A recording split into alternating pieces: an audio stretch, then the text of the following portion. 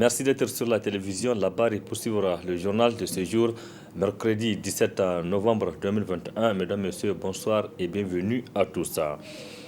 Clôture hier tard dans la nuit des travaux du 4e congrès ordinaire de l'Union panafricaine de la jeunesse UPJ ici à Niamey. Au terme des assises qui ont duré 2 jours, cette organisation panafricaine a désormais un bureau exécutif avec à sa tête Moumouni Diallo, le Burkinabé élu donc par les participants. Le point avec Ismaël Moumouni et Saldoumi. Plusieurs thématiques riches et variées concernant le berceau de l'humanité et sa jeunesse ont été débattues durant 2 jours par ces jeunes venus de tous les pays du continent.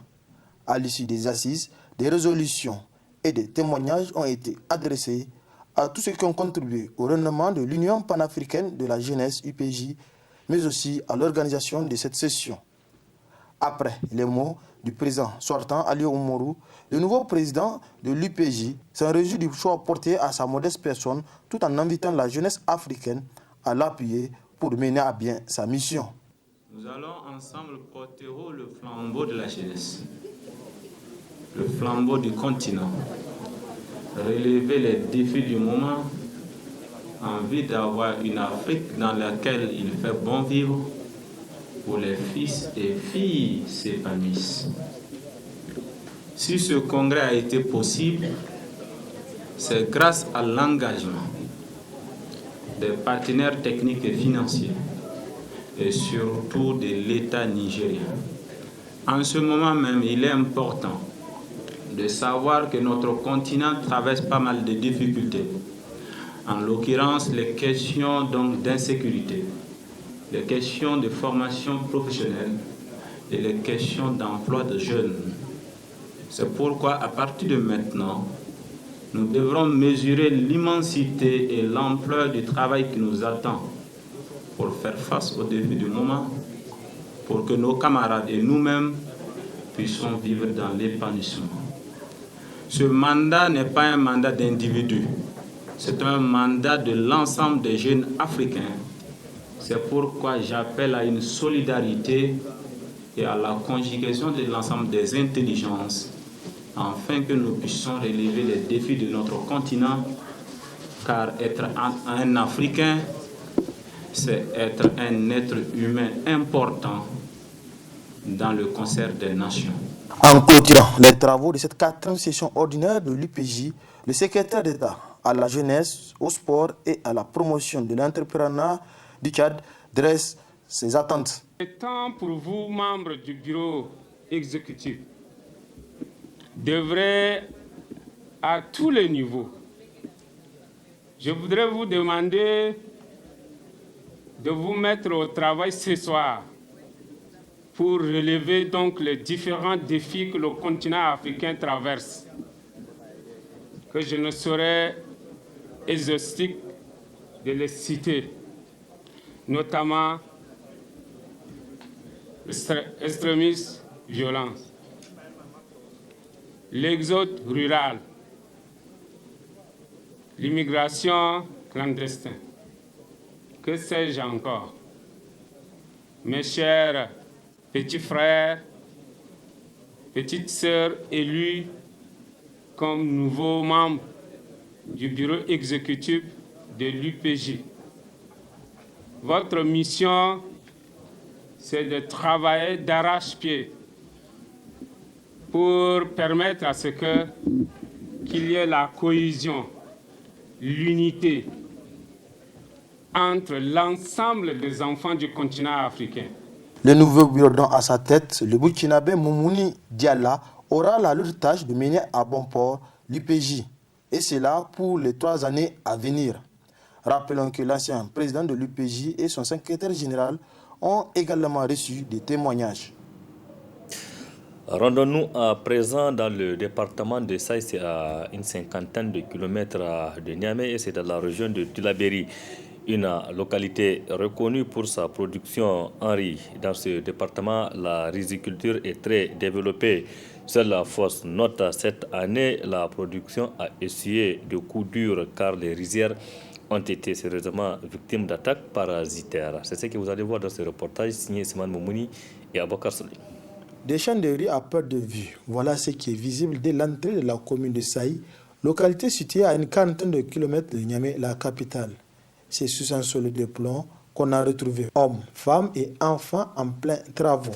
Ces agriculteurs qui jadis récoltent de bons rendements sont tristes cette année pour cause la rizière est affectée par des parasites.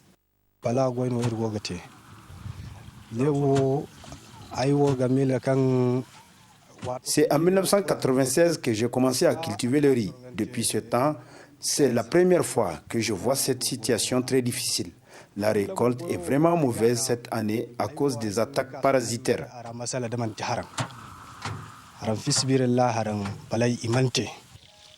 Depuis le déclenchement de cette attaque parasite, les agriculteurs ont informé les autorités et sont toujours dans l'attente d'une solution. Nous avons informé nos supérieurs de cette situation. Eux, à leur tour, ont promis d'exposer le même problème au niveau du gouvernement. Mais jusque-là, on attend que ce problème soit résolu. Si cette activité s'arrête à cause des parasites qui menacent les rizières, ce sont de nombreuses familles qui seront en difficulté.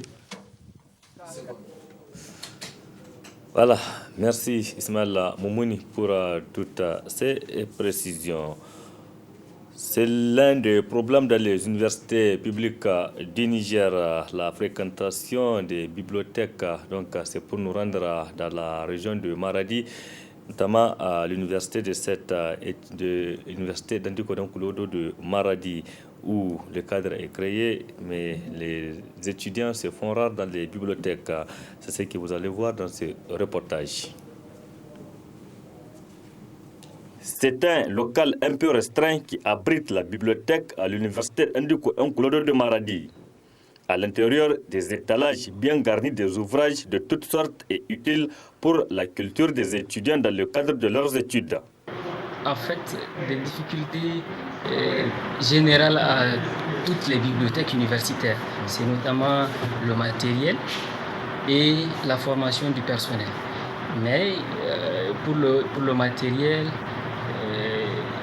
les autorités universitaires sont en train de faire des efforts et depuis mon arrivée, nous avons acquis beaucoup de matériel et ça continue et nous espérons que dans un laps de temps, ce problème-là, nous allons y remédier, Inch'Allah. Votre bibliothèque est bien garnie? Oui, en ouvrage, oui, et en matériel, petit à petit, nous sommes en train de bien équiper nos locaux. Malheureusement, cette bibliothèque qui se trouve au cœur de la cour de l'université Nkulodo de Maradi est peu fréquentée par les étudiants. La fréquentation, les étudiants, ils ne veulent pas lire, mais nous les encourageons. Ils ne veulent pas venir, mais nous les encourageons. Chaque fois qu'ils nous visitent, nous leur montrons ce que nous avons, les ressources disponibles ici, la facilité de la recherche et l'importance de fréquenter la bibliothèque pour un étudiant et pour toute personne. Donc, et vraiment, nous sommes en train de constater du changement. Après quelques initiatives prises par les responsables de la bibliothèque, notamment pour montrer la facilité de recherche à travers la lecture, pour inciter les étudiants à faire le déplacement, selon les gestionnaires, le nombre de fréquentations augmente du jour au lendemain. Retour ici à Niamey. C'était un constat, les tricycles sont de plus en plus nombreux et visibles partout dans la circulation à Niamey. Ces engins à 3 roues sont destinés à transporter des bagages et autres marchandises, mais malheureusement on constate qu'ils transportent aussi les personnes. Reportage Bokar Ibrahim et Abokar Solé. Mais où sont donc passés ces anciens pousse-pousse, communément appelés torco? Ils se font de plus en plus rares car menacés de disparition systématique, relégués presque définitivement au garage. Leurs remplaçants les voici, les tricycles et ces voiturettes. C'est eux qui font feu de tout bois en matière de transport urbain dans une ville cosmopolite comme Niamey aux dimensions démesurées, accentuant le mouvement pendulaire des habitants très actifs. Ce qui explique cette nouvelle donne, une donne qui visiblement a boosté les secteurs économiques au vu des différentes tractations gravitant autour de ce secteur, d'où une sollicitation tous azimuts de ces engins transportant n'importe quel type de bagages et c'est la livraison à domicile. Les voici ratissant quasiment toute la ville de Niamey.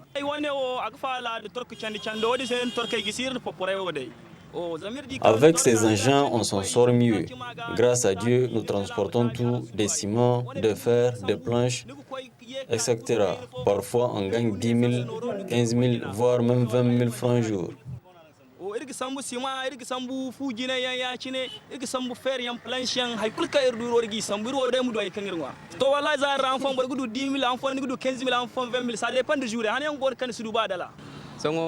Avant, avec les turcos, nous souffrons beaucoup. Maintenant, grâce à Dieu, tout a changé. En fonction des activités, on gagne parfois 20 000, voire 30 000 francs. Et parfois presque rien.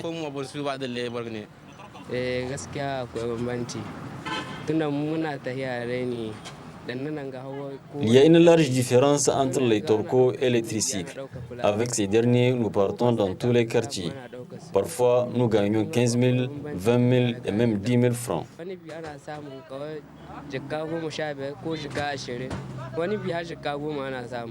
Le seul bémol, selon eux, c'est les tracasseries policières par rapport à la conduite de ces tricycles ou le port de casque, tout comme le permis de conduire qui sont exigés.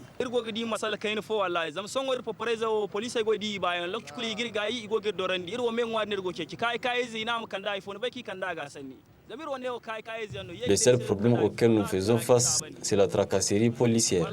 Nous demandons à l'État de surseoir à ces pratiques et nous permettre de mener nos activités.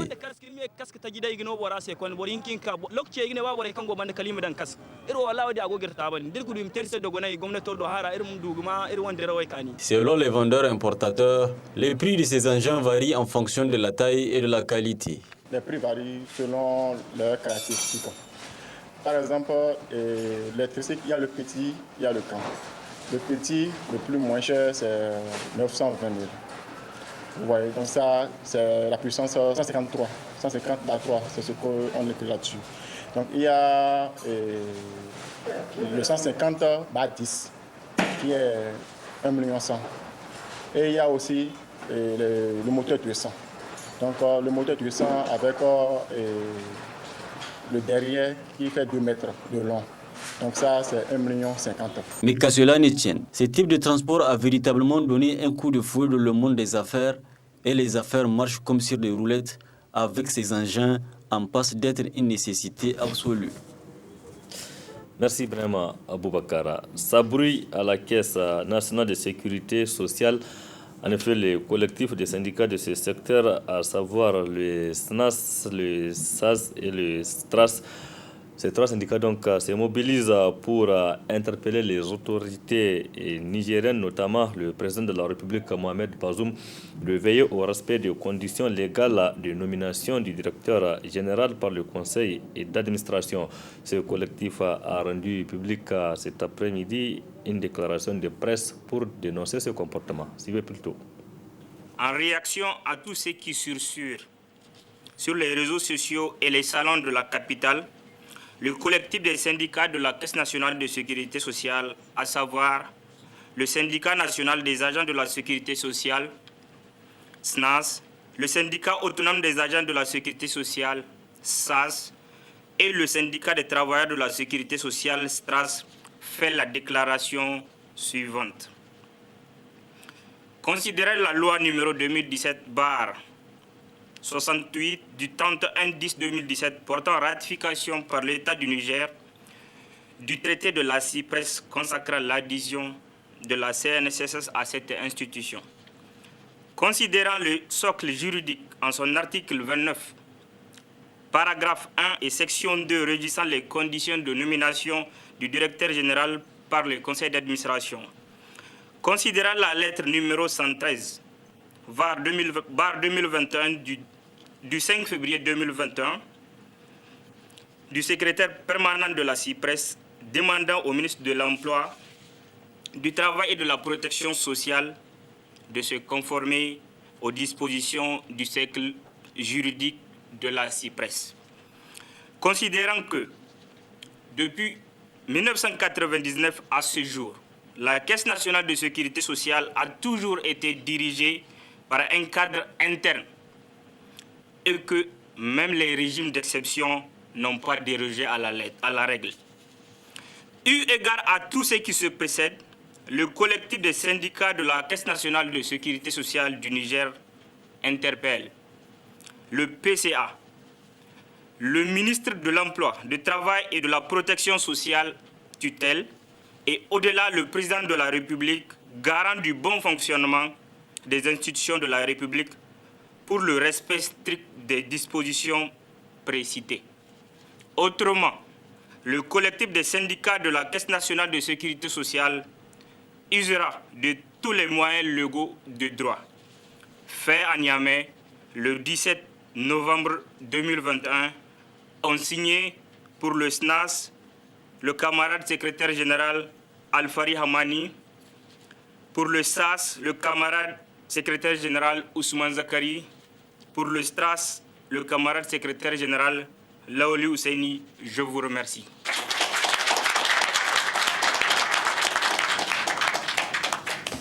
Ils sont disponibles et sont de toutes sortes. Les jus Yunanda, les marchés de Niamey, actuellement, leur consommation, notamment de façon abusive, n'a pas son conséquence sur la santé humaine. C'est pourquoi les spécialistes en santé demandent aux consommateurs d'en consommer avec modération. Reportage Nafisa Yahaya et Abokar Soleil. Depuis quelque temps, l'on constate une prolifération des boissons gazifiées dans la ville. Une prolifération qui pousse certaines personnes à une consommation excessive de ces jus, chose qui n'est pas sans conséquence sur la santé. La consommation, en tout cas excessive de ces boissons gazeuses qu'on voit, en tout cas partout, en tout cas qui viennent de tout part, qui viennent, en tout cas qui sont de toutes sortes. En tout cas, les risques auxquels les gens peuvent s'exposer, en tout cas en consommant, en tout cas de manière excessive ces boissons, c'est d'abord le risque d'obésité, c'est également le risque, si vous voulez, de diabète. Donc, au-delà de ces risques-là, il y a bien d'autres problèmes de santé qui peuvent, en tout cas, survenir. Et c'est notamment parce qu'il y a beaucoup de produits qui sont utilisés qui peuvent être effectivement cancérigènes. En tout cas, ils sont nombreux, en tout cas ces substances-là, notamment de conservation, en tout cas qui sont des ingrédients, si vous voulez, ou de ces boissons-là, qui peuvent être, si vous voulez, peuvent être dangereuses effectivement pour la santé, bien sûr, quand on consomme. En tout cas, excessivement ces produits-là et à long terme. Et surtout, il y a un autre volet que les gens, en tout cas, négligent, c'est les conditions de stockage de ces produits. Au-delà de ces conditions de stockage de ces produits, c'est, si vous voulez, la qualité de ces produits-là qui reste à désirer. Parce que tous ces produits ne sont pas, en tout cas, toujours, n'ont pas été fabriqués, si vous voulez, dans les bonnes conditions. Ce qui fait qu'il n'y a pas beaucoup d'expertise à la matière pour nous dire si c'est des produits, en tout cas, qui peuvent être pris sans aucun risque, en tout cas, sanitaire. Pour les revendeurs, ces boissons gazifiées sont les plus sollicitées par les consommateurs, notamment lors des cérémonies de baptême ou de mariage.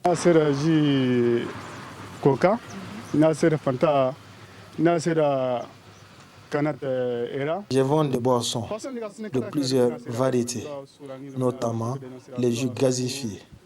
Les boissons les plus achetées sont les boissons gazifiées. Cependant, chacun a son goût, parce qu'il y a ceux qui achètent aussi les autres.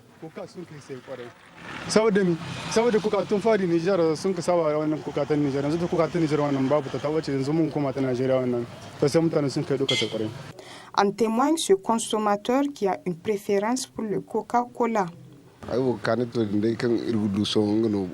Je prends les boissons gazifiées en canette, mais chacun a son goût. Quand je prends ces boissons gazifiées, je suis content.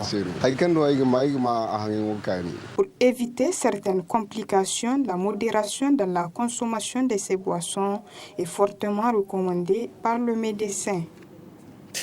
Merci Nafissa Yahya. Place à présent à notre rubrique hebdomadaire, la chronique juridique. Le thème que nous vous proposons cette semaine est le prêt. Pour vous éclairer sur ce thème, je vous laisse avec Alfred Emmanuel. Il est juriste, également président du Raza Press. Très bonne réception.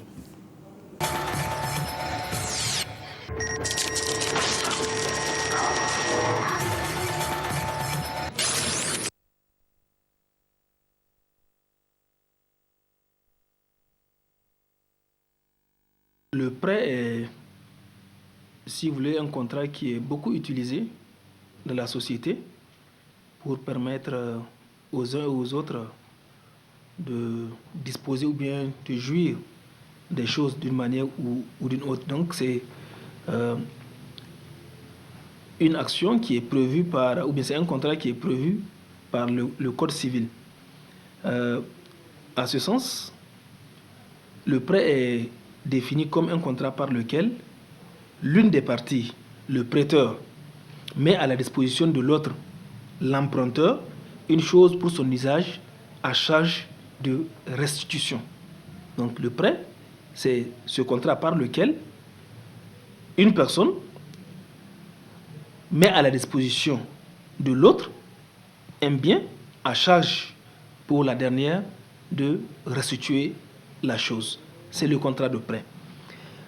Au terme de l'article 1875 du Code civil, le prêt à usage ou commoda est un prêt ou bien est un contrat par lequel l'une des parties livre une chose à l'autre pour s'en servir à charge pour le preneur de la rendre après s'en être servi. Donc, nous sommes en face ici d'un contrat dans lequel une personne qui est l'emprunteur prend un bien qui ne lui appartient pas logiquement pour un usage auprès du propriétaire qui est le prêteur, à charge pour l'emprunteur de restituer la chose après usage. Donc, dans ce contrat, nous voyons quelques attributs du droit de la propriété qui ressortent. Dans le droit de la propriété, ou bien quand vous avez le droit de la propriété, vous avez le droit de jouir d'une chose, d'abuser de cette chose ou l'aliéner, et vous avez le droit, si vous voulez, de la détruire tel que vous le voulez. Mais quand vous prêtez, ou bien quand vous empruntez une chose, vous n'avez pas tous ces droits. Parce que le bien n'étant pas votre propriété, là, vous n'avez que le droit de jouissance à ce niveau. Vous n'avez pas le droit d'aliéner la chose, de la détruire ou de la vendre, parce que la chose n'est pas votre propriété. Mais plutôt, vous avez que le droit de jouir de la chose. Donc, c'est en sens que le contrat de prêt est un contrat complexe au niveau des parties. Donc, quels sont les droits de l'emprunteur et ses obligations, et quels sont les droits et les obligations du prêteur? Chacune des parties, et l'emprunteur et le prêteur, ont tous des droits et des obligations dans le cadre du contrat de prêt. Alors, s'agissant de l'emprunteur, là, il y a deux points qu'il faut préciser. Premièrement, c'est que l'emprunteur a le droit d'user de la chose telle que nous l'avons dit tout à l'heure, et il a également le droit au remboursement des dépenses. Qu'est-ce que cela veut dire? Quand vous empruntez un bien quelconque, prenons l'exemple d'un véhicule. Quand vous empruntez un véhicule pour vous en servir, eh bien, vous êtes, ou bien vous avez le droit d'user de ce véhicule, de l'utiliser pour les besoins pour lesquels vous avez prêté ce véhicule. Ça, c'est un droit qui vous est reconnu de par les textes. Ça, c'est votre droit. Mais qu'est-ce qui va se passer si vous utilisez des ressources pour entretenir ce bien? Il peut y avoir des cas où, pendant que vous utilisez ce bien, eh bien, d'autres réparations nécessaires et urgentes interviennent. Donc, à ce niveau, la loi précise que, et c'est précisément l'article 1890 du Code civil qui dispose que l'emprunteur, donc la personne qui a prêté le bien, a le droit de se faire rembourser les dépenses extraordinaires, nécessaires et urgentes faites pour la conservation de la chose. Par exemple, l'achat d'une pièce de rechange. Donc, une fois que vous utilisez les ressources, peut-être que le bien il est en train de se gâter, ou bien il y a en tout cas un danger qu'encourt le bien, et que vous avez engagé des ressources pour entretenir, pour sauver ce bien, eh bien, le prêteur a l'obligation de vous faire rembourser les dépenses que... Bon, quand on regarde un peu en dehors de la loi, de la pratique quotidienne, ça ne passe pas. Comment vous allez prêter mon bien et puis après vous me demandez, parce que vous avez réparé le bien, vous me demandez de vous faire rembourser? Dans la pratique habituelle, ça ne passe pas. Mais juridiquement, quand vous engagez des ressources, eh bien, l'emprunteur, le prêteur est censé vous payer les frais que vous avez engagés pour la conservation de la chose. Je suis sûr, M. Hassan, si j'emprunte votre moto ou bien votre voiture et que je l'utilise, après je viens vous dire, M. Hassan, j'ai réparé telle chose ou bien j'ai fait telle chose sur votre... Logiquement, vous allez, mais lui, est-ce qu'il est bien? Est-ce qu'il sait de quoi il parle? Moi, je vous donne mon bien. Donc, naturellement, dans la société, ce sont ces conceptions. Mais juridiquement, quand vous engagez des ressources, le prêteur est censé vous rembourser les frais. Mais attention, je ne suis pas en train de parler puisqu'il y a aussi un point très important qui est celui de la responsabilité. En droit, dans le Code civil, je crois que c'est l'article 1382 qui traite du régime de la responsabilité. Il dit tout fait quelconque qui cause un dommage à autrui oblige la personne par le biais duquel il est arrivé à le réparer. L'article 1382, je pense, du Code civil. Donc, en ce sens, si en utilisant ce bien, vous causez un tort ou vous abîmez le bien, vous êtes tenu de réparer le préjudice que vous avez causé. Mais ici, ce n'est pas de cela qu'il s'agit. Ici, ce n'est pas votre responsabilité à vous. C'est des actions que vous avez engagées pour sauver justement ce bien, pour la conservation de ce bien. Vous voyez, c'est deux choses différentes. Si c'est vous qui êtes... Par exemple, vous avez un accident de circulation, ben c'est vrai, il y a la question de l'assurance. Ou bien en roulant, vous avez cogné l'engin contre quelque chose, il y a eu quelques problèmes. Vous êtes tenu de les réparer. Ça, c'est différent du fait que vous avez constaté un danger imminent qui était déjà sur le véhicule ou bien sur l'objet prêté que vous avez réparé. Donc, en ce sens, vous avez le droit d'être remboursé par le prêteur de la chose qui demeure le titulaire des droits de propriété. Maintenant, quelles sont les obligations de l'emprunteur cette fois-ci? L'emprunteur a l'obligation de conserver et de restituer la chose et engage sa responsabilité. S'agissant de l'obligation de restitution de la chose, puisque nous avons dit que vous êtes propriétaire et que le droit de propriété appartient au prêteur, donc logiquement, après avoir fini d'utiliser la chose, vous êtes tenu de restituer la chose empruntée au légitime propriétaire. Donc, l'emprunteur a, d'une part, l'obligation de restitution de la chose empruntée. Il y a également la question de sa responsabilité. Donc, l'emprunteur engage sa responsabilité contractuelle à l'égard du prêteur et sa responsabilité délictuelle à l'égard des tiers. Si vous avez convenu d'un délai, un délai de restitution, par exemple, vous avez prêté le véhicule pour 1 semaine. À terme échu, vous êtes tenu de restituer la chose pendant cette période. Si vous ne le faites pas, vous pouvez engager votre responsabilité contractuelle à l'égard du prêteur. Parce que peut-être ce retard peut lui causer un préjudice. Ouais. Donc vous engagez votre responsabilité. Tout comme vous pouvez engager votre responsabilité délictuelle à l'égard des tiers. Si dans l'utilisation de ce bien, eh bien vous commettez un dommage au tiers. Donc là, vous êtes tenu de réparer le préjudice que vous avez commis au tiers par l'usage de ce bien. Donc vous voyez que d'une part et d'autre, chacun a des droits et des obligations. Quand vous empruntez une chose pour votre usage, vous n'êtes pas propriétaire de la chose, mais vous avez le droit d'user de la chose. Dans l'usage de la chose, vous êtes obligé à la fin de l'usage de restituer la chose. Si vous avez engagé des ressources, l'emprunteur ou bien le prêteur est censé vous rembourser les frais engagés. Si vous commettez des dommages aux tiers, vous engagez votre responsabilité délictuelle à l'égard des tiers, en ce sens vous êtes tenu de réparer, puisque la loi dit tout fait quelconque qui cause un dommage à autrui oblige la personne par le biais duquel il est arrivé à le réparer. C'est le principe de la responsabilité. Voilà ce que je peux vous dire sur le contrat de prêt. Je vous remercie.